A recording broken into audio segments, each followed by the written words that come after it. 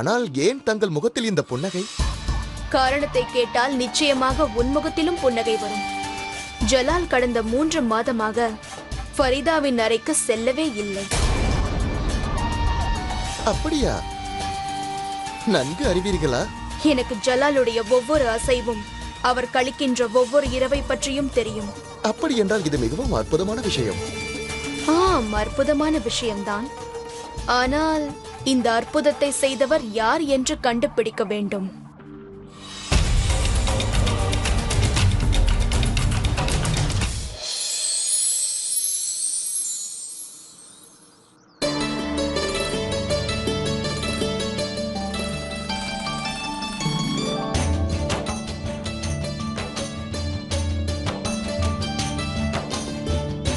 இதை ஏழைகளுக்கு பகிர்ந்து கொடுத்து விடுங்கள். இனி என் மருமகளை அழைத்துச் செல்லாமல் இருப்பதற்கு என்னால் காரணம் சொல்லிக் கொண்டிருக்க முடியாது. உண்மையை கூறட்டுமா? உன்னை அனுப்புவதற்கு எனக்கு மனமே இல்லை. தாங்கள் கவலைப்பட வேண்டாம் அத்தையே. இன்னும் சிறிது நாட்கள் தான் பொறுத்திருக்க வேண்டும். அதன் பிறகு ஜோதா எப்பொழுதும் தங்களுடனேயே இருப்பாள். எனது ஜோதாவிற்கு யார் கண்ணும் படக்கூடாது.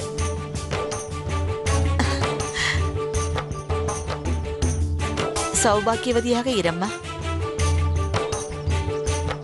உனது யாத்திரை மங்களகரமாக அமையட்டும்.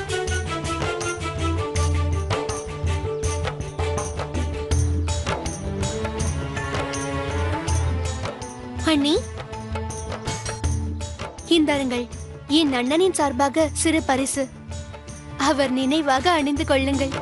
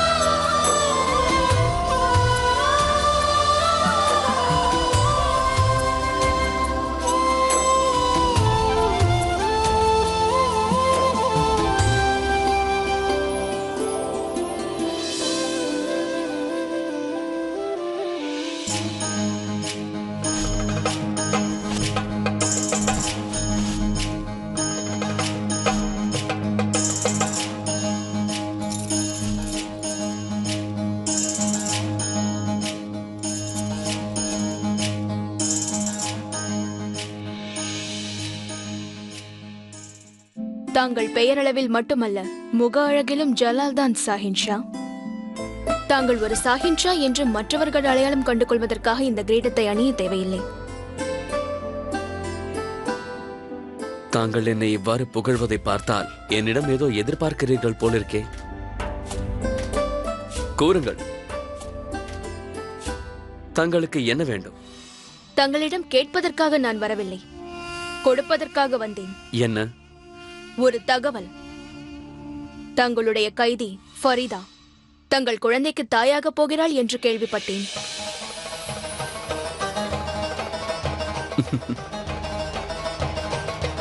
உண்மையாகவா? மிகவும் சந்தோஷமான செய்தியை தாங்கள் கூறினீர்கள். நான் தந்தையாக போகிறேன். எனது முதல் வாரிசு இந்த உலகத்தில் பிறக்கப் போகிறது. பக்கீர்களுக்கு தானம் வழங்குங்கள். ஏழை எளியவர்களுக்கு விருந்து ஏற்பாடு செய்யுங்கள். அது எப்படி இருக்க வேண்டும் என்றால் அவர்களுக்கு பசி எடுக்கக்கூடாது. சக்கரவர்த்தியார் மகிழ்ச்சி கொள்ளலாம், ஆனால் அவ்வளவு அவசரம் வேண்டாம் சாஹின்ஷா. ஃபரீதா 3 மாதங்கள் கர்ப்பமாக இருக்கின்றார். 3 மாதங்கள்.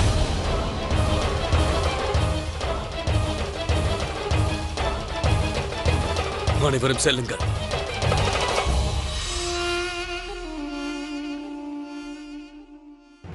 3 மாதங்கள். ஆனால் அந்த 3 மாதங்களாக நான் நாக்ராவில் இல்லை ருக்கையா பேகம். மகிழ்ச்சி. தங்களுடைய ஆனந்தம் தங்கள் அறிவு கண்களை மூடவில்லை. தாங்கள் 4 மாதங்களாகவே ஆக்ராவில் இல்லை சாஹின்ஷா. இப்பொழுது நான் முக்கியமாக தெரிந்து கொள்ள வேண்டியது என்னவென்றால், தங்களது இலையில் விருந்து உண்ட அந்த ஃபக்கீர் யார் என்று. அவள் என்னிடம் என்ன கூறினாள் என்றால், கைப்படாத மேதகம் என்றாலும் சக்கரவர்த்தி என்ற பதவி எல்லோருக்கும் கிடைக்கும். ஆனால் அதை காப்பாற்றிக் கொள்பவர்கள் யார் என்றால் எந்நேரமும் விழிப்போடு இருப்பவர்கள்தான். இனி முடிவெடுக்க வேண்டியது தாங்களே. தங்களை ஏமாற்றிய செயலுக்கு தாங்கள் பரிசளிக்கப் போகிறீர்களா அல்லது வாளை எடுக்கப் போகிறீர்களா?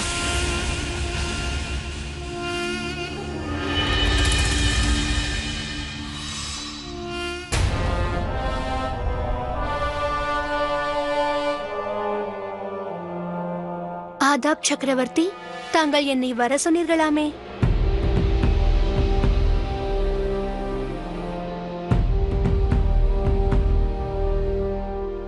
ஆம் ஃபரிதா, உன்னுடன் நான் கழித்த அந்த இன்பமான பொழுதுகள் எனக்கு இப்பொழுது ஞாபகத்திற்கு வந்தது.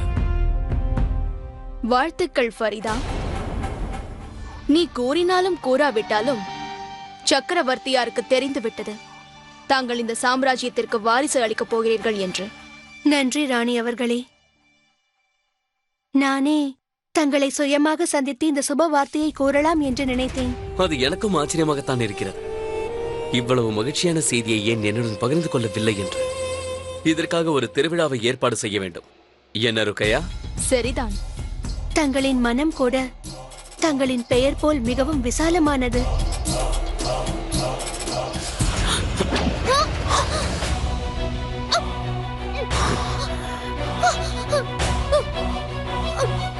உண்மையை கூற, நீ சுமப்பது யாருடைய குழந்தை? இல்லை என்றால் அந்த குழந்தை பிறந்தாலும் இப்பூமியில் உயிரோடு இருக்காது. பதில் சொல். அந்த துரோகியின் பெயர் என்ன?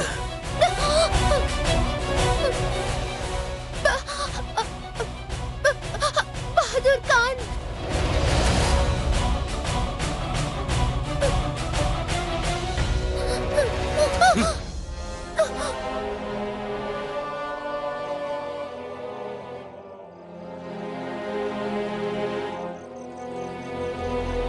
ஃபரிதா, பயப்படாதே. உனக்கு எதுவும் ஆகாது.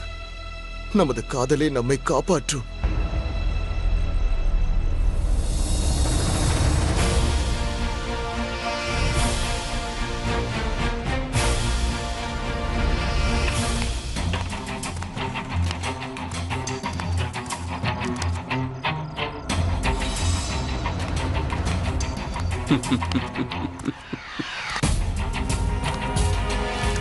அந்த காதல் எப்படி உன்னை காப்பாற்றும் என்று நீ கூறுகிறாய்? அது எப்பொழுதோ சமாதியாகிவிட்டது. அது வெறும் மாயையை தவிர வேறு எதுவும் இல்லை. நீங்களே கூறுங்கள் ருக்கையா, இவர்கள் செய்த குற்றத்திற்கு என்ன தண்டனை கொடுக்கலாம்? இவர்கள் புரிந்தது ஒரு குற்றம் மட்டும் இல்லை. முதல் குற்றம் சக்கரவர்த்தியாரை ஏமாற்றியது.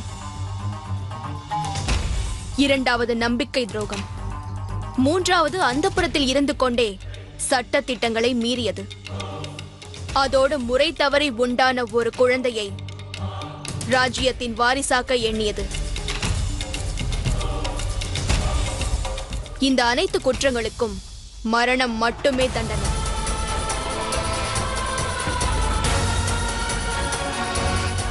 தாங்கள் என்ன தண்டனை கொடுக்க நினைத்தாலும் அதை எனக்கு தாருங்கள் பாட்ஷா.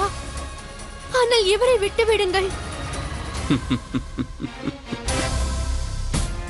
யா அல்லாஹ், காதலின் பெயரால் இருப்பதற்கு இன்னொரு பைத்தியக்காரன் தயாராக இருக்கிறான். ஹுசூர், ஹுசூர், தாங்கள் ஃபரிதாவை விட்டு விடுங்கள். உண்மையான குற்றவாளி நான் தான். தாங்கள் என்னை கொன்று விடுங்கள்.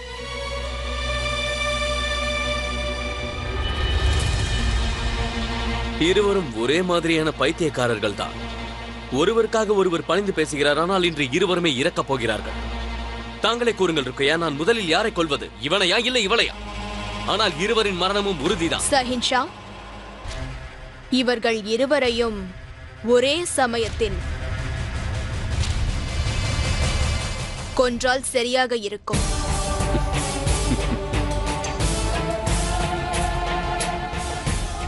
தங்களிடம் இருக்கும் இந்த தனித்துவம் தான் தங்களை வேறுபடுத்தி காட்டுகிறது. நான் தவறு செய்யாமல் தாங்களே எப்பொழுதும் என்னை காப்பாற்றுகிறீர்கள்.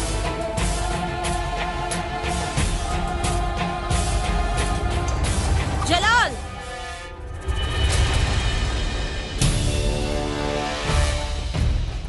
இவர்கள் ஏன் இங்கே? என்ன காரியம் செய்ய போகிறாய் ஜலால்? இவர்கள் செய்த குற்றத்திற்கு நான் தண்டனை அளித்துக் கொண்டிருக்கிறேன். இவர்களை பற்றி உங்களுக்கு தெரியாது. இவர்கள் இருவரும் ஒருவரை ஒருவர் விரும்புகிறார்கள் என்று எனக்கு தெரியும். நீ இங்கு வந்துவிட்டாய் என்று தெரிந்ததும் உன்னை தடுப்பதற்காகத்தான் நான் இங்கு வந்தேன். நீ செய்ய நினைத்தது நம் மத தர்மத்திற்கு எதிரானது. தாயே, இந்த ஃபரிடா என்னை ஏமாற்றி விட்டாள். இவர்களுடைய முறையற்ற குழந்தையை எனக்கு வாரிசாக்க நினைத்தார்கள். அதனால் தான் நான் இந்த முடிவையே எடுத்தேன். உனது முடிவு நமது மதத்தை விட பெரியது அல்ல ஜலால். கர்ப்பவதியாக இருக்கும் ஒரு பெண்ணை கொல்வதற்கு என்றும் நம் மதம் அனுமதிக்காது ஜலால். அது மகா பாவமாகும். இந்த கர்ப்பவதியின் சாபம் உனக்கு புத்திர பாக்கியம் இல்லாமல் கூட செய்துவிடும். அந்த நிலைமை உனக்கு வர வேண்டாம் ஜலால். இவர்கள் இருவரையும் விட்டுவிடு. அவர்கள் காதலை நீ ஏற்றுக்கொள்ள வேண்டாம். ஆனால் உனக்காக நீ அவர்களை விட்டுவிடு.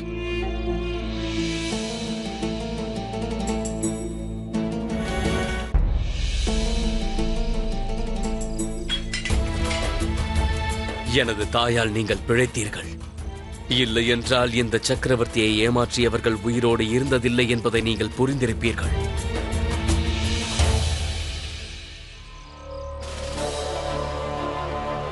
எவ்வளவு தூரம் உங்களால் ஓட முடியுமோ ஓடிவிடுங்கள். சூரிய அஸ்தமனத்திற்கு பிறகு நீங்கள் இருவரும் என் ராஜ்யத்தில் தென்பட்டால் உங்களை என்னிடமிருந்து யாராலும் காப்பாற்ற முடியாது. எனது தாயாக இருந்தாலும் சரி. கட்டவிழ்த்து விடுங்கள். கோட்டைக்கு வெளியே விட்டு விடுங்கள்.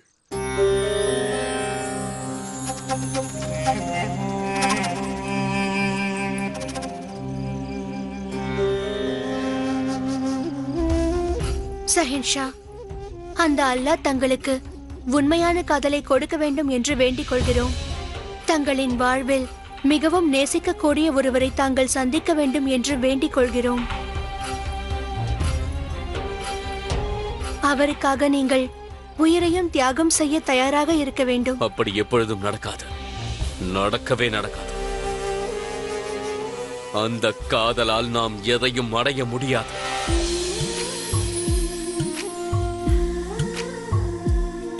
நாம் அனைத்தையும் காதலால் அடையலாம். காதல் அந்த கடவுளின் வடிவம். அது வாழ்க்கையை சொர்க்கமாக்கிவிடும். காதல் நம்மை நரகத்திற்கு கொண்டு சேர்த்துவிடும். இப்பொழுது மட்டும் என் தாய் இங்கு வரவில்லை என்றால் உங்கள் இருவரின் உயிரும் ஒரு நொடி பொழுதில் பிரிந்திருக்கும். ஒரு நொடி காதலித்தாலே அது 100 ஜென்மங்களுக்கு சமமாகும். காதலிக்காதவர் யாரும் இல்லை. கொடுமைக்காரனையும் மனிதனாக்கிவிடும். ஒரு மனிதனையே பைத்தியக்காரனாக்கிவிடும் இந்த காதல். காதலால் தான் வாழ்க்கை முழுமையடைகின்றது. அந்த காதலால் தான் நமது வாழ்க்கை எப்பொழுதும் முழுமையடையாமல் போய்விடும்.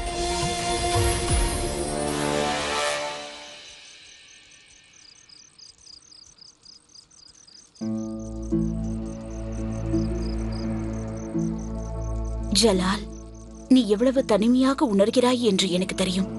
அதனால் தான் இத்தனை காலமாக நான் உன்னை கேட்டுக்கொண்டு வருகிறேன். காதல் என்பது இல்லை என்று ஒவ்வொரு நிமிடமும் நீ அதை நிரூபிக்க நினைக்கிறாய். ஆனால் காதல் கண்டிப்பாக இருக்கிறது. அது என்னவென்பதை நீ அறிய வேண்டும் என்றால் அது உனக்குள் பிறக்க வேண்டும். காதல் என்பதை உணராதவரை நீ ஒரு தந்தையாக முடியாது.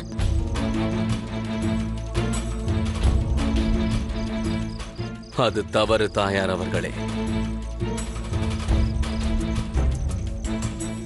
ஒரு தந்தையாவதற்கு காதலின் அவசியம் தேவையில்லை. மூவராக வேண்டும் என்றால் முதலில் இருவர் ஒன்றாக வேண்டும். அப்படி ஒன்றாவதற்கு காதல் முக்கியமானது ஜலால். இன்று இல்லை என்றாலும் என்றாவது ஒரு நாள் நீ இதை ஏற்றுக்கொள்ளத்தான் வேண்டும்.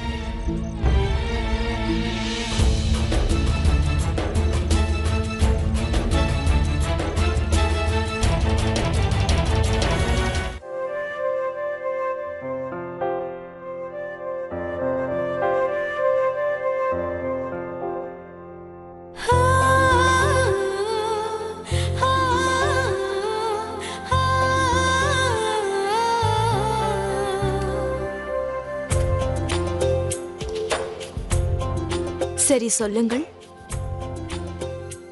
இப்பொழுது என்ன நடந்துவிட்டது? ஏன் எனது ஜலாலின் முகம் இந்த அளவுக்கு வாடிவிட்டது?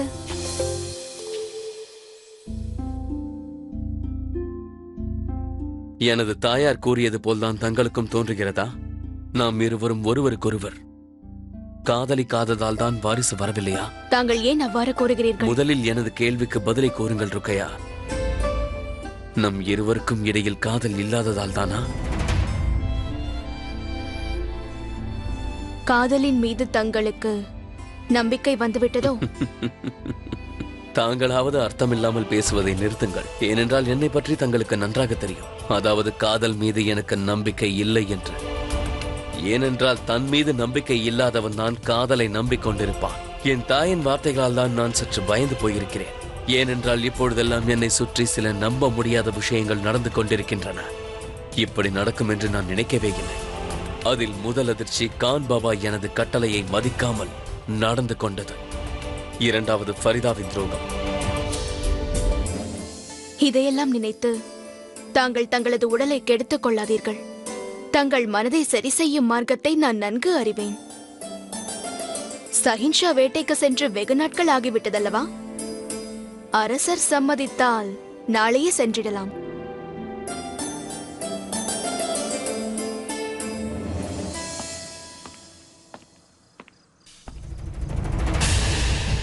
அனைவரும் வெளியேறுங்கள்.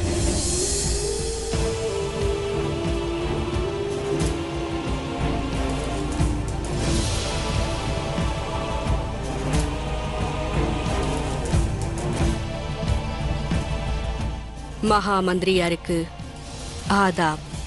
எனக்கு எதிராக ஜலாலின் மனதில் தாங்கள் விஷத்தை நிரப்பிக் கொண்டிருக்கிறீர்கள். ஜலாலின் தந்தையாரே என்னிடம் வந்து உரிமையாக பேசுவது போல் அல்லவா என்னிடம் பேசிக் கொண்டிருக்கிறீர்கள்? அவனை சொந்த மகன் போல வளர்த்தவன் நான் தான். அது தங்கள் சுயநலம். ஜலாலுக்கு சக்கரவர்த்தி என்ற ஆசையை காட்டி அதன் மூலம் தங்கள் பலத்தை வளர்த்துக் கொள்கிறீர்கள். ஆனால் ஒரு விஷயத்தை ஒப்புக்கொண்டுதான் ஆக வேண்டும். இன்று வரை தங்களுடைய நிலையை பற்றி என்னிடம் பகிர்ந்து கொண்டதில்லை. ஆனால் இன்று என்னுடைய ஜலால் தங்களை கணக்கில் எடுத்துக் கொள்ளாததால் என்னிடம் வந்து பேசுகிறீர்கள். போதும், நிறுத்துங்கள். தங்களது எண்ணம் எனக்கு நன்றாக தெரியும். தங்களுடைய மகன் ஆதம் கானுக்கு என்னுடைய இடத்தை அளிக்க வேண்டும் என்று விரும்புவதும் தெரியும். அவனுக்கு ஒரு வாய்ப்பை ஏற்படுத்தி கொடுக்க என்னை முழுமையாக வேறறுக்க முயற்சிக்கிறீர்கள் என்பதும் தெரியும். ஆனால் உங்களுடைய அந்த மகன் எந்த தகுதியும் இல்லாதவன் என்று உங்களுக்கு தெரியும் என்பதும் எனக்கு தெரியும். ஜலால் மீது அவ்வளவு அக்கறையா? ஜலாலின் மீது எனக்கு அக்கறை இருக்கிறது. நான் அவரின் வளர்ப்பு தாய்.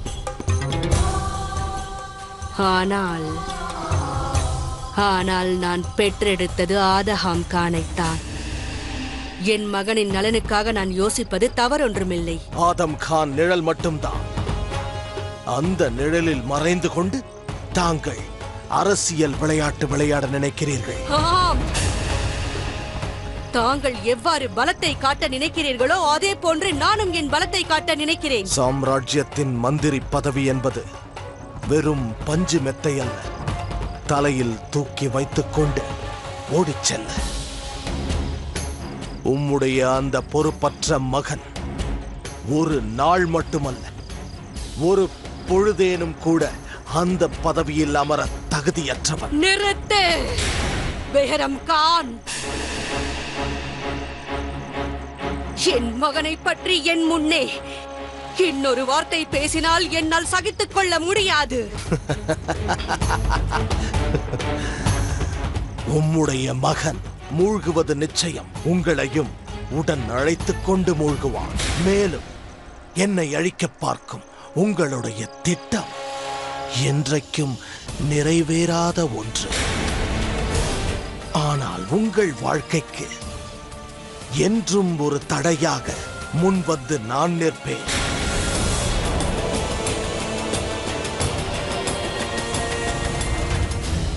உம்மை அந்த இறைவனிடத்திற்கு அனுப்பி வைத்து விடுவேன் மகாமங்கா.